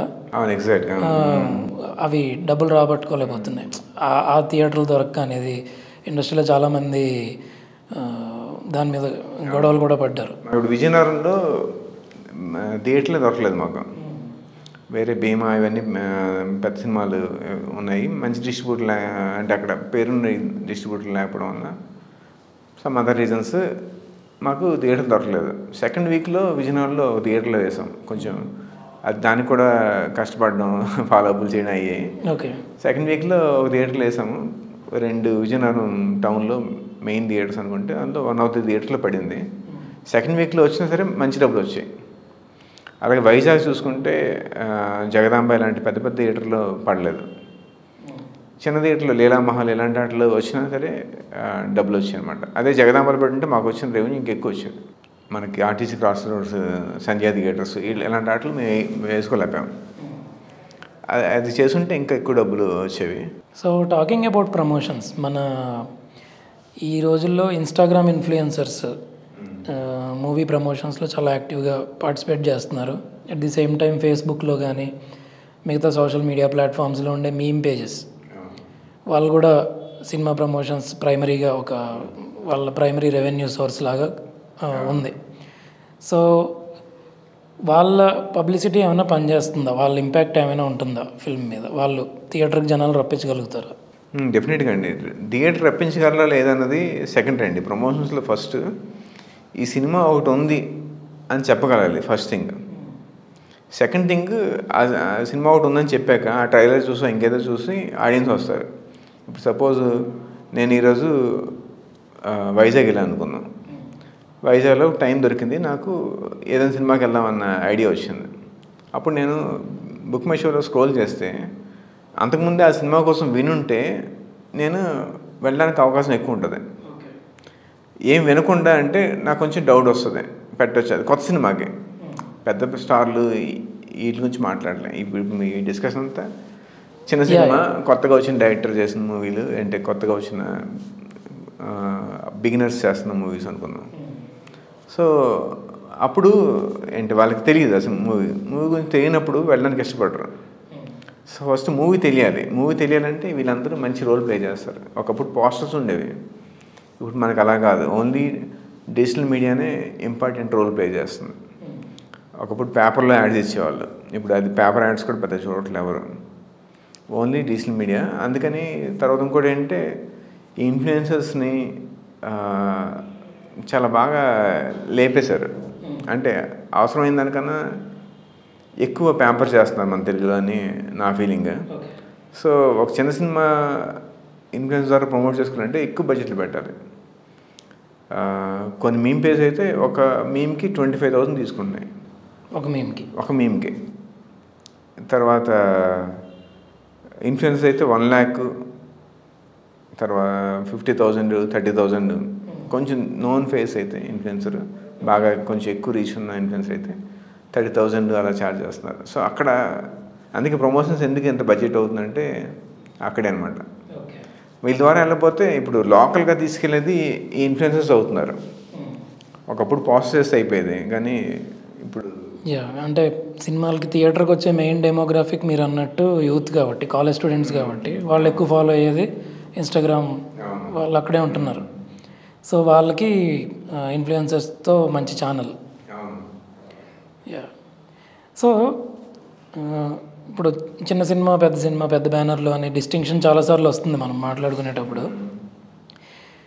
ఈ ఒక కంటెంట్ ఉంది, ఒక క్వాలిటీ ఉంది సినిమాలో, చిన్న సినిమా తక్కువ బడ్జెట్ అయినా కూడా అన్నప్పుడు ఈ బిగ్ స్టూడియోస్ కానీ బిగ్ ప్రొడ్యూసర్స్ కానీ ఎవరైనా దానికి ఏమైనా హెల్ప్ చేసే పరిస్థితి ఉందా? ఒకవేళ వాళ్ళని హెల్ప్ చేయాలనుకున్నా చేయగలుగుతారా? హెల్ప్ చేద్దాం అనుకుంటే డెఫినెట్గా చేయగలరండి.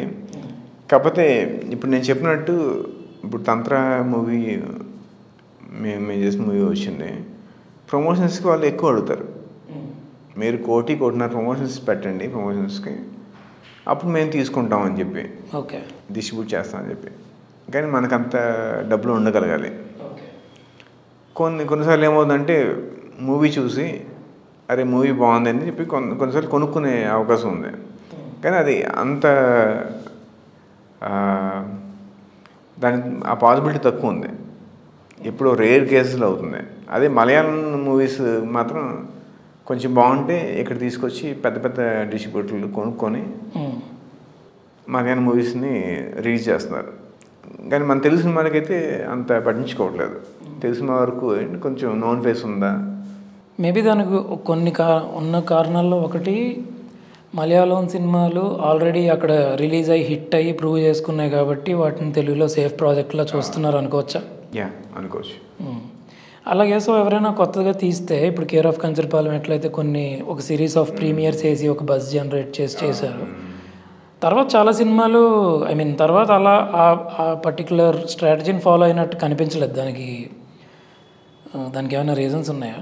అంటే నాకు తెలిసి కేర్ ఆఫ్ కంచరపాలెం రైట్ టైంలో రైట్ హ్యాండ్స్ దగ్గరికి వెళ్ళింది అనిపించింది. వాళ్ళు సరిగ్గా దాన్ని యూజ్ చేసుకున్నారు. మంచి ఇప్పుడు అలా ఏదైనా మూవీని ఇండస్ట్రీ బిగ్ హెడ్స్కి ఏదైనా ప్రీమియర్స్ అరేంజ్ చేసి చూపిస్తే దాని ప్రాస్పెక్ట్ ఏమైనా పెరిగే అవకాశం ఉంటుందా? డెఫినెట్గా అవుతుందండి. అంటే ఒకటే థింగ్ నేను చెప్పేది అంటే చిన్న సినిమా అంటే ఫస్ట్ ఆఫ్ ఆల్ తెలుగులో వీళ్ళు తీసుకోవడానికి ఇష్టపడలేదు. ఇప్పుడు మలయాళం అనుకోండి, అక్కడ హిట్ అయితే తీసుకుంటారు, కానీ తెలుగు సినిమా చేసినప్పుడు తెలుగులో హిట్ చేయలేం కదా, వీళ్ళే తీసుకొని దాన్ని హిట్ చేయాలి బాగుంది అనుకుంటే. కానీ వాళ్ళు ఫస్ట్ చూసే పారామీటర్ ఏంటంటే స్టార్ కాస్ట్ ఉందా, కంటెంట్ చూడలేదు. కంటెంట్ చూసినా ప్రమోషన్ కింద పెట్టండి, అప్పుడు మేము రిలీజ్ చేస్తాం అంటారు. అక్కడ కొంచెం ఇబ్బంది అవుతుంది. సో సినిమా చుట్టూ ఉన్న ఈ బిజినెస్ ఆస్పెక్ట్స్ అన్నీ పక్కన పెడితే మేకింగ్ ఆఫ్ ఫిల్మ్, గ్రౌండ్లో దిగి మీరు విలేజ్లో షూట్ చేశారు, చాలా వరకు లొకేషన్స్ అన్నీ రియలిస్టిక్గా ఉన్నాయి. మీరు డే టైం షూట్ చేశారు, కొంచెం న్యాచురల్ లైట్ లాగే వచ్చింది. నైట్ టైంవి మీరు లైటింగ్కి సెపరేట్ కేర్ తీసుకున్నారు. సో మీకు ఆన్ గ్రౌండ్ ఎలాంటి ఛాలెంజెస్ ఉంటాయి చిన్న సినిమాకి, అలాంటి ఒక రూరల్ ప్లేస్లో షూట్ చేసేటప్పుడు? యాక్చువల్గా మేము అవుట్డోర్, చాలా వరకు సినిమా అవుట్డోర్ అయింది. విలేజ్కి వెళ్ళి కొన్ని చేసాము. యాక్చువల్గా ఒక విలేజ్లో పూర్తిగా మూవీ చేద్దామని ప్లాన్. వికారాబాద్లో టేకులపల్లి అనే ఒక విలేజ్ మేము లొకేషన్ స్కౌటింగ్ కోసం వెళ్ళి ఫైనలైజ్ చేసాం. చాలా లొకేషన్ చూసి ఈ లొకేషన్ మాకు, ఈ విలేజ్ పర్ఫెక్ట్గా మా కథ సెట్ అవుతుందని ఫైనలైజ్ చేసుకున్నాం. అక్కడ దగ్గరలో ఉన్న గెస్ట్ హౌస్లో వీటిలోని యాక్టర్స్ని పెట్టి లాడ్జెస్లోని వీటిలోని అకామిడేట్ చేసి జస్ట్ ఒక 7 కిలోమీటర్స్ ఎంత ఉంది చేసి అక్కడే షూట్ చేద్దాం ఒక 30 days అనుకున్నాం. అలా చేస్తుంటే చాలా బాగా వచ్చేది. ఇంకా చాలా రస్టిక్గా కొన్ని షార్ట్స్, ఒక సీన్ ఎండ్ అయినప్పుడు మనం దాని నుంచి విలేజ్కి మూవ్ అవ్వడం, అలా ఎండ్ చేస్తాం సీన్. సో మనం అలాంటి విలేజ్ తీసుకుంటే నాకు ఆ షార్ట్స్ దొరుకుతాయి. కానీ మేము చేయలేకపోయాం, ఎందుకంటే మా సినిమాలు చేసిన ఒకరిద్దరు మెయిన్ యాక్టర్స్, అక్కడ మేము స్టే చేయలేము, మాకు ఫామ్ హౌస్ కావాలి, ఫామ్ హౌస్ ఇలా అని చెప్తే మాకు బడ్జెట్స్ పెరిగిపోతాయి అనిపించింది అన్నమాట. సో అందుకని ఏం చేస్తాం, హైదరాబాద్ నుంచే దగ్గరగా ఉన్న విలేజ్కి వెళ్ళి షూట్ చేసుకుని మళ్ళీ వచ్చేయడం. హైదరాబాద్ దగ్గర ఉన్న స్టూడియోస్లో, మీరు అది ఆ అమ్మాయి హీరోయిన్ ఉన్న ఇల్లు స్టూడియోలో ఉన్నదనమాట. కాకపోతే చాలామంది ఇది న్యాచురల్గా ఒక ఇల్లు అని అనుకుంటారు, అలా చేయగలిగాము లక్కీగా. కానీ అక్కడేమవుద్ది, ఇప్పుడు నేను ఆ ఇంటి నుంచి మెల్లగా జూమ్ అవుట్ అయితే స్టూడియో తెలిసిపోద్ది, ఆ రిస్ట్రిక్షన్ ఉంటుంది. సో నేను సీన్ సరిగ్గా ఎండ్ చేయలేను కొన్నిసార్లు. ఒక సీన్లో విలన్ వచ్చి సలూన్ నుంచి వస్తాడు, సలూన్ నుంచి చూసాక కొంచెం జూమ్ అవుట్ చేసి దాన్ని మెల్లగా ఎండ్ చేద్దామంటే జూమ్ అవుట్ చేస్తే తెలిసిపోద్ది. అలా చాలా ఉంటాయి అన్నమాట. నేచురల్గా బ్యూటీని తీసుకొస్తాయి అక్కడ. ఆ విలేజ్ అలా ఉంటుంది, చిన్న చిన్న మేము అనుకున్న విలేజ్, పెంకులతో కట్టుకొని.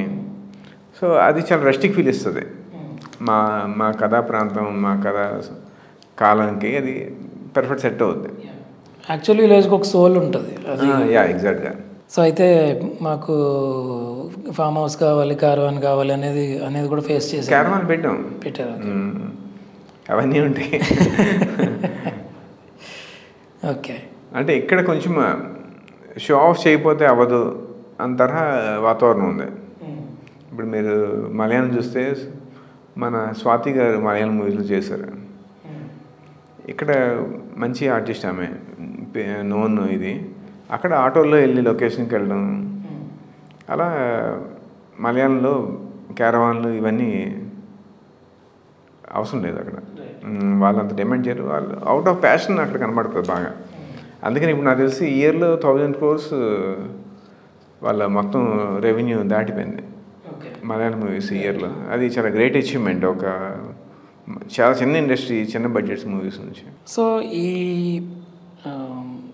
లో బడ్జెట్లో సినిమాలు తీద్దాం అనుకున్న వాళ్ళు, ఫస్ట్ టైమర్స్, సినిమా అసిస్టెంట్ డైరెక్టర్గానో సినిమా ఇండస్ట్రీతో పెద్దగా టచ్ లేని యాస్పిరేషన్ ఉన్న వాళ్ళు, వీళ్ళందరూ ఏమైనా ఒక క్లబ్గా ఫామ్ అయినా లేదా ఒక కమ్యూనిటీలా మెయింటైన్ చేసిన, ఎక్స్చేంజ్ ఆఫ్ ఐడియాస్ దగ్గర నుంచి కోఆపరేషన్ వరకు కానీ చేస్తే ఉపయోగం ఉంటుంది అనేది థియరిటికల్గా అనిపిస్తుంది మనకి. ఇలాంటి ప్రయత్నాలు ఏమైనా జరిగినాయా, ఏమైనా ఉన్నాయా? కానీ అవి కొన్ని ముందుకు వెళ్ళలేదు నాకు తెలిసి. అప్పట్లో వెంకట సిద్ధారెడ్డి గారు చేశారు ప్రకామ్య, మీకు ఐడియా ఉందా? ప్రకామ్య అని ఒక సైట్ పెట్టి సినిమా సంబంధించి ఔత్సాహికులు అందరూ ఒక ప్లాట్ఫామ్ లాగా ట్రై చేశారు, కానీ అది ముందుకు వెళ్ళలేదు. కానీ ఇది చాలా ఒక కొత్త డైరెక్టర్ కానీ కొత్తగా వస్తున్న వాళ్ళకి చాలా హెల్ప్ అవుతుందండి. ఇప్పుడు కాస్ట్యూమ్స్ కోసం ప్రతిదానికి మనం ఎవరి మీద డిపెండ్ అవ్వాలి. తర్వాత చిన్న చిన్న క్యారెక్టర్ ఆర్టిస్టులు మనం కరెక్ట్గా జుగాడు చేయగలిగితే మంచి టెక్నీషియన్స్, కొత్తగా వస్తున్న బడ్డింగ్ టెక్నీషియన్స్ వాళ్ళని పట్టుకోగలం. కానీ మనకి కాంటాక్ట్స్ ఉండవు, మనకు తెలియదు. అప్పటికప్పుడు మనకి సడన్గా ఈ సీన్ ముందు షెడ్యూల్ చేసి ఉన్నాం, సడన్గా ఆ సీన్ చేయాల్సి వస్తుంది. ఆ సీన్కి ఎవరు క్యారెక్టర్ ఆర్టిస్ట్ కావాలి, ఒక్క సీన్ వరకే మంచి ఆర్టిస్ట్ కావాలి. అప్పుడు సడన్గా దొరకాలంటే మనకి ఇలాంటి ఒక ప్లాట్ఫామ్ ఉంటే టక్కున దొరుకుతారు అనమాట. సో ఈ ప్లాట్ఫామ్స్ టేక్ ఆఫ్ అవ్వలేదు కాబట్టి ఇప్పుడు వచ్చే ఫిల్మ్ మేకర్స్కి సరైన కాంటాక్ట్స్ మెయింటైన్ చేయాలి, టచ్లో ఉండాలంటే ఎలాంటి ఆప్షన్స్ ఉన్నాయి? ఇదేంటి ఫ్రెండ్స్ ఆ సర్కిల్లో తిరగడము. సో ఇంక తిరగాల్సిందే. ఇప్పుడు మీరేదో కొత్త సినిమా చేస్తున్నారు అనుకోండి, వెళ్ళి చూడడం, అరే వీళ్ళ ఈ సినిమాలో కాస్ట్యూమ్స్ చాలా బాగున్నాయి, బాగా ఏం చేశారు అని చెప్పి కనుక్కొని మనం నెక్స్ట్ సినిమాకి మాట్లాడుకోవడం ఇలానే. మీరు ఇప్పుడు వచ్చిన కొత్త సినిమాలు సిరీస్లు అన్నీ చూస్తున్నారా ఓటీటీ? కొంత చూస్తుంటా, నేను మరీ ఎక్కువ చూడను. మీకు ఏదైనా స్ట్రైకింగ్ టాలెంట్ కనిపించిందా? ఓకే వీళ్ళు మేబీ సినిమా చూసినప్పుడు తెలియకపోవచ్చు, పర్టికులర్ నోటీస్ చేయకపోవచ్చు. తర్వాత దీనికోసం ఎవరైనా కావాలంటే ఆ సినిమాకి పనిచేశారు కదా అంటే ఆ సినిమా బాగుంది, ఎవరికి బాగుంది అని వెంటనే మనం రిలేట్ అవుతాం, కనెక్ట్ చేసుకొని మనం అప్రూవ్ చేసుకోవడం ఈజీ అవుద్ది. అండ్ తెలుగు సినిమాల్లో ఒక 4-5 పేర్లకి మినహాయిస్తే మ్యూజిక్ డైరెక్టర్స్ పేర్లు ఎక్కువ వినిపించట్లేదు. ఈ మధ్య ఎవరో కొత్తగా వస్తున్నట్టు అనిపించట్లేదు. మేబీ ఇండస్ట్రీలో ఉన్న వాళ్ళకి వీళ్ళు ఉన్నారు వాళ్ళు ఉన్నారు అని అనిపించవచ్చు, కానీ కామన్ పబ్లిక్లో తెలిసిన పేర్లు మహా అయితే 4-5 ఉంటున్నాయి. సో మ్యూజిక్ యాంగిల్లో ఏం జరుగుతుంది బేసిక్గా? ఎందుకని రిజిస్టర్ కావట్లేదు కొత్త పేర్లు అని? అంతేనండి, ఇప్పుడు పెద్ద సినిమాలకి ఎక్కువ పబ్లిసిటీ వస్తుంది, వాళ్ళ ఆల్బమ్స్కి మనకి ఆబ్వియస్గా ఎక్కువ మంది చూస్తారు, వాటికి ఎక్కువ జనాల నుంచి కనెక్షన్ ఎక్కువ ఉంటుంది.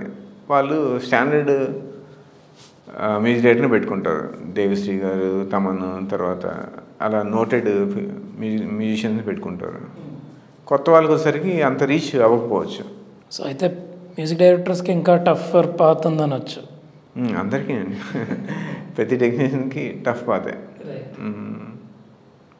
వాళ్ళకి ఒక బ్రేక్ త్రూ కొంచెం హిట్ అయ్యేంత వరకు.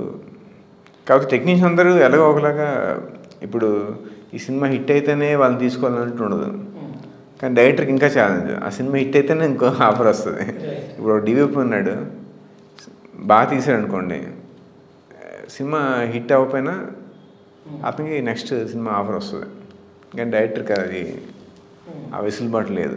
సో కొన్ని సినిమాలు కమర్షియల్గా వైబుల్ అవ్వకపోయినా ఒక గుడ్ విల్ ఉంటుంది పబ్లిక్లో, చూసిన వాళ్ళకి ఇది బాగుంది సినిమా అని. అప్పటికి అది కమర్షియల్గా ఫెయిల్ అయిపోయి ఓటీటీలో వచ్చి తర్వాత పికప్ అయ్యి ఉండొచ్చు. సో అలాంటి వాళ్ళకి వెంటనే అవకాశాలు మళ్ళీ వస్తున్నాయా? కొన్ని సినిమాలు ఈ మధ్యన అట్లా.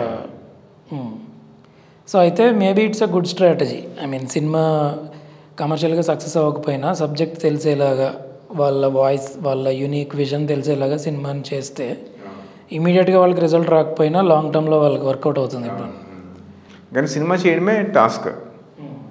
సినిమా చేసి బయట తీసుకొస్తే మీరు ఒక కొత్త పాయింట్ మీరు నమ్మిన దీంతో తీస్తే మీలో సబ్జెక్ట్ ఉంటే డెఫినెట్గా ఇండస్ట్రీ చూస్తుంది. అప్పుడు ఈజీ అవుతుంది. ఇప్పుడు నేను ఒక మూవీ చేశాను, నాకు కొంచెం ఈజీ అవుతుంది ఫస్ట్ మూవీ కన్నా సెకండ్ మూవీ ఆపర్చునిటీ పట్టుకోవడం. జనరల్గా ఒక సేయింగ్ ఉంటుంది, ఎక్కువ ఫిల్మ్ మేకర్స్ వాళ్ళు చెప్పేది ఆడియన్స్ ఎప్పుడు రాంగ్ కాదు అనేది అంటూ ఉంటారు. నేను చాలాసార్లు ఆలోచిస్తాను, I mean how true is that అని. ఎందుకంటే ఒక టైంలో సినిమాలు వస్తాయి, కమర్షియల్లీ ఫెయిల్ అవుతాయి, అంటే తెలుగునే కాదు, even in America, Hollywood, Europe ఎక్కడ చూసుకున్నా తర్వాత ఒక 5 years తర్వాత 10 years తర్వాత ఆ ఫిల్మ్ని రికగ్నైజ్ చేసి దాన్ని ఒక క్లాసిక్ అంటూ ఉంటారు. ఈ నేపథ్యంలో సమ్టైమ్స్ ఆడియన్స్ మేబీ కరెక్ట్ కాదేమో అనొచ్చా? ఇప్పుడు సినిమా అల్టిమేట్లీ ఒక ఎక్స్ప్రెషన్ ఆఫ్ ఎ డైరెక్టర్, ఒక ఆర్టిస్ట్, ఒక మ్యూజిషియన్, ఒక డిఓపి. ఆ ఎక్స్ప్రెషన్ ఆడియన్స్ నచ్చవచ్చు, నచ్చకపోవచ్చు. దానివల్ల ఆ డైరెక్టర్ తక్కువ కాదు, లేదంటే మ్యూజిక్ డైరెక్టర్ తక్కువ ఏం కాదు. అది ఒక సెక్ట్ ఆఫ్ పీపుల్ నచ్చవచ్చు, ఒక సెక్ట్ ఆఫ్ పీపుల్ నచ్చకపోవచ్చు, అసలు పూర్తిగా ఎవరికి నచ్చకపోవచ్చు. ఇప్పుడు వ్యాన్ గో ఉన్నారు, వ్యాన్ గో అతని పెయింటింగ్స్ చనిపోయాక చాలా పాపులర్ అయ్యాయి, వాడికి ఒక కల్ట్ స్టేటస్ వచ్చింది. సో నా వరకు నేను సలహా ఇచ్చేది ఏంటంటే జస్ట్ ఆ ప్రాసెస్ని ఎంజాయ్ చేయండి. మీరు you wanted to tell a story, tell your story. కొంత బిజినెస్ యాంగిల్ ఇవన్నీ డెఫినెట్గా ప్లే చేస్తాయి. ఆ డైనమిక్స్ని ఆనర్ చేస్తూ ఎంతవరకు దాంట్లో సర్దుకోగలమో అంత సర్దుకుంటూ మీరు ఒక సినిమా చెప్పండి, చూపించండి. అది హిట్ అవ్వాలా ఇలాంటి దాని గురించి అది సెకండరీ. మీరు నేనేం తేలంటారు, ఈ సినిమా హిట్ కాలేదు, మనం ఇంకేం చేయగలం, ఇంకో సినిమా తీయగలం అంతే. అది ఎంజాయ్ చేస్తే మనం హ్యాపీగా ఉంటాం. మనకేదో ఫేమ్ వచ్చేయాలి, తర్వాత ఓవర్ నైట్ స్టార్ అయిపోవాలి, ఇలాంటి గోల్స్ మనం పెట్టుకొని దిగితే మేబీ మనం నిరాశపడే అవకాశాలు ఎక్కువ ఉంటాయి. అది కరెక్ట్ కాదు కూడా. చాలాసార్లు ప్రత్యేకంగా తెలుగు ఆడియన్స్ మీద కొన్ని కామెంట్స్ వస్తూ ఉంటాయి. తెలుగు ఆడియన్స్ ఇలాంటివి చూస్తారు, ఇలాంటివి చూడరు, మన దగ్గర లాస్ట్లో హీరో చనిపోతే వర్కౌట్ అవ్వదు, ఇట్లాంటివి కొన్ని ఫార్ములాస్ లాగా కొన్ని అభిప్రాయాలు స్థిరపడిపోయినాయి. ఈవెన్ మేకర్స్లోనూ మామూలుగా జనరల్గా మూవీస్ని అబ్జర్వ్ చేసే వాళ్ళలోనూ. సో తెలుగు ఆడియన్స్కి ఇలాంటి ఒక కలెక్టివ్ మైండ్ సెట్ ఉందని అనుకుంటున్నారా? కలెక్టివ్ మైండ్ సెట్ కొంచెం అడాప్ట్ అవుతూ ఉంటుందండి. కలెక్టివ్ మైండ్ సెట్ ఇప్పుడు ఓటీటీ వచ్చాక ఇంకొంచెం బెటర్ అయ్యిండొచ్చు. కాకపోతే కమర్షియల్ మూవీస్కి ఎప్పుడు ఇదొక ప్రాబ్లం. పెద్ద పెద్ద బడ్జెట్స్ చేస్తున్న వాళ్ళు ఈ రిస్క్ తీసుకోలేరు. ఇప్పుడు కలేజాలో కొంచెం మహేష్ బాబు గారిని వేరే చూపిస్తే సరే తీసుకోలేకపోయారు. సో పెద్ద పెద్ద మూవీస్కే ఈ ప్రాబ్లం, చిన్న మూవీస్ హ్యాపీగా తీసుకోవచ్చు. ఓకే, ఎందుకంటే ఇంకా మోర్ యాక్సెప్టబుల్గా ఉన్నారు. ఇప్పుడు మన తెలుగు రాష్ట్రాల్లో జనాభా 8 కోట్లు ఉండొచ్చా? 8 కోట్లు అనుకుంటే జస్ట్ 8 లక్షల మంది చూస్తే సినిమా హిట్ అండి. 8 లక్షలు ఇంటూ 100 రూపాయలు వేసుకోండి, ఎంత? 8 కోట్లు. మనం చిన్న సినిమా ఎంత? 4 కోట్లు 5 కోట్లు తీయచ్చు, 3 కోట్లు లాభం. 6 కోట్లు తీయండి, 2 కోట్లు లాభం. 2 కోట్లు అంటే 33%. 6 కోట్లు పెట్టుకుంటే చాలా హ్యూజ్ సక్సెస్ అని అనుకోవాలి. సో దానికి 8 లక్షల మంది మీరు చూపించగలిగితే సినిమా సక్సెస్. సో మనం అనుకున్న ఇప్పుడు మీరు చెప్తున్న హీరో చనిపోతే ఇవేం దానికి అప్లై కావు చిన్న సినిమాలకి. చిన్న సినిమాలో ఉన్న అడ్వాంటేజ్ అది. కాకపోతే చిన్న సినిమాలని ఇప్పుడు నేను చెప్పిన సమస్యలు అన్నీ ఉన్నాయి. ఈ సమస్యను దాటుకుని వెళ్తే హ్యాపీగా చేయొచ్చు చిన్న సినిమా. సో ఓవరాల్గా ఒక డైరెక్టర్స్ జర్నీ కానీ ఫిల్మ్ మేకర్స్ జర్నీ ఏ క్రాఫ్ట్లో వచ్చిన వాళ్ళకైనా ఓవరాల్గా ఇప్పుడు రావచ్చు, ట్రై చేయొచ్చు అంటారా, లేకపోతే దానికి ఎక్కువ ఆలోచించాలా? ఆలోచించాలండి.